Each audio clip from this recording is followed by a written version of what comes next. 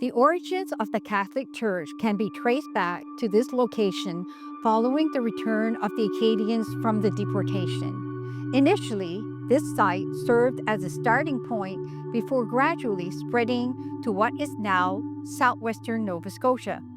In search of a place where they could freely speak French and practice their religion, the Acadians that were residing in the Boston area decided to head towards Quebec. However, during their journey, they made a stop in Halifax, Nova Scotia, to gather necessary supplies. Coincidentally, an English military officer stationed in Halifax recognized one of the Acadians as the man who had once saved his life. This individual happened to be a d'Entremont from Pimlico. Intrigued, the soldier inquired about their destination and purpose. Upon learning of their intentions, the soldier proposed an alternative. He asked whether they would consider staying in Nova Scotia. He assured them that they would be granted land, allowed to freely speak French, and given the freedom to practice their religion. These terms were agreeable to the traveling Acadians, and they accepted the offer. The land provided by their friends from Argyle is now famously known as Île-Brooke, Saint-Anne-de-Ruisseau, and Rocco Point. The settling families bearing surnames like Surette, Muse, and Potier established themselves in this area. Remarkably, these family names still endure in the region to this day.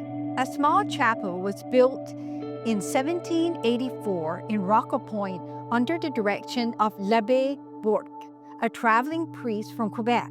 This priest would come once or twice a year to record births, deaths, bless weddings, baptisms, and say Mass.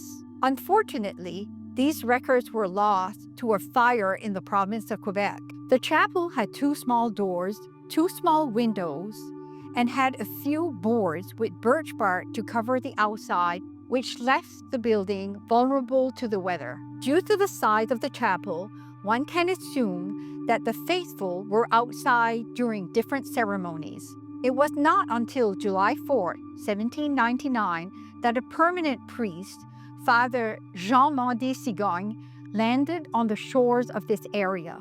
Finally, the faithful had what they had been promised. In 1999, the community reproduced the chapel to commemorate the founding of the parish. Today's chapel, post and beam construction, was built by local carpenters. Local spruce was used and hand-hewn.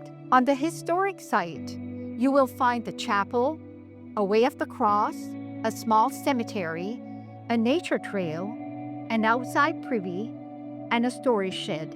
The Way of the Cross was a gift from the Halifax Sisters of Charity. In 1998, an archaeological dig was done, and graves were unearthed. The nature trail is small but very beautiful. There you can find diverse flora and sometimes fauna such as deer, pheasant, partridge, as well as a great place for bird watching, not to mention wild berries such as blueberries, raspberries, and blackberries. Our vision for the future is to pass on to the next generation the care and an appreciation of the historical significance of the site. We also have planned to make the site more accessible.